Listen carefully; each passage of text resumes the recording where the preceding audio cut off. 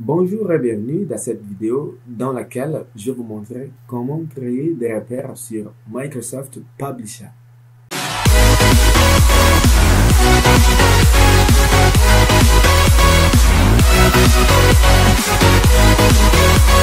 Voilà. La première question que vous vous posez, c'est pourquoi créer des repères? À quoi ça sert? Eh bien, je vous explique tout de suite. Vous créez des repères, ça aide énormément si vous n'avez par exemple pas une imprimante qui imprime recto verso à la fois et qu'en fait vous voulez imprimer une conception, par exemple une carte de visite en recto verso, de manière que votre forme soit identique au recto et puis au verso comme ce document-ci. Ces documents, voilà. On a le verso et le recto de ce côté.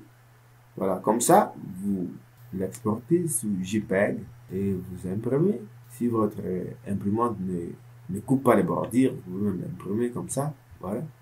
Vous pouvez l'imprimer même en projet Microsoft Publisher comme ça. Et si votre imprimante coupe des photos, vous pouvez l'exporter sous le format JPEG.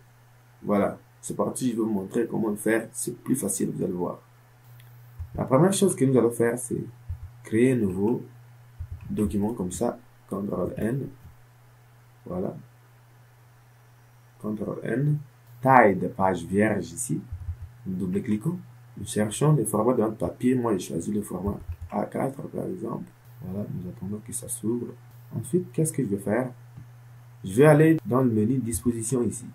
Ensuite, j'ai choisi repère de mise en page. Voilà. Qu'est-ce que nous allons commencer par faire? Il y a l'onglet repère de page, il y a l'onglet repère de grille, repère de ligne et de base. Voilà. Nous commençons ici au début. Voilà. Qu'est-ce que nous allons commencer par faire? C'est supprimer les marges ici. Voilà. Vous voyez qu'il y a la zone de la marge qui s'affiche. Mais nous allons le rendre à 0. Voilà. Je mets ici 0 à gauche. À droite, je mets 0 également. En haut, je vais aussi mettre 0. Puis en fait, en bas, je mets aussi 0. Ensuite, je vais sur l'autre onglet, repère de grille. Voilà, le repère de grille. Vous voyez, si vous regardez bien notre zone d'aperçu, vous allez voir que les marges sont supprimées. Voilà, qu'est-ce que nous allons faire maintenant? Nous allons choisir le nombre de colonnes, puis le nombre de lignes. Dans notre exemple, nous allons prendre par exemple 2 colonnes, puis 4 lignes. Voilà, 4 lignes.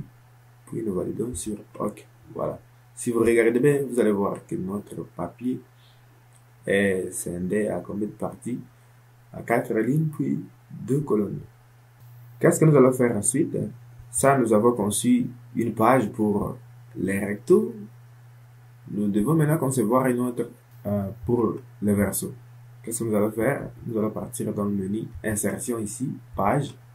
Voilà, le nombre de pages. Si vous voulez par exemple créer 100 pages, ça vous regarde, mais dans notre cas, nous allons insérer une seule page. Voilà, j'appuie sur OK, et puis ça crée une nouvelle page qui est déjà divisée à 4 parties, comme c'est déjà prédéfini de l'autre côté. Nous commençons par le recto. Le recto, nous allons chercher une photo ici, voilà, je vais prendre le même exemple. Voilà, je choisis cette photo que je viens placer dans mon document. Ensuite, qu'est-ce que je fais? Je vais essayer de l'ajuster un peu dans notre repère que nous avons tracé. Voilà. Qu'est-ce que je vais faire? Je vais le redimensionner un peu comme ça. Voilà. Je vais essayer de le redimensionner. Voilà, juste à la limite. Et de ce côté, de la même façon. Voilà. Je vais dupliquer cette photo dans tous les cadres. Qu'est-ce que je vais faire? Je sélectionne ma photo. Voilà. Je sélectionne ma création, par exemple. Voilà, j'appuie sur la touche CTRL. J'appuie simultanément sur la touche CTRL et puis clic pour dupliquer notre photo. Voilà, je le duplique.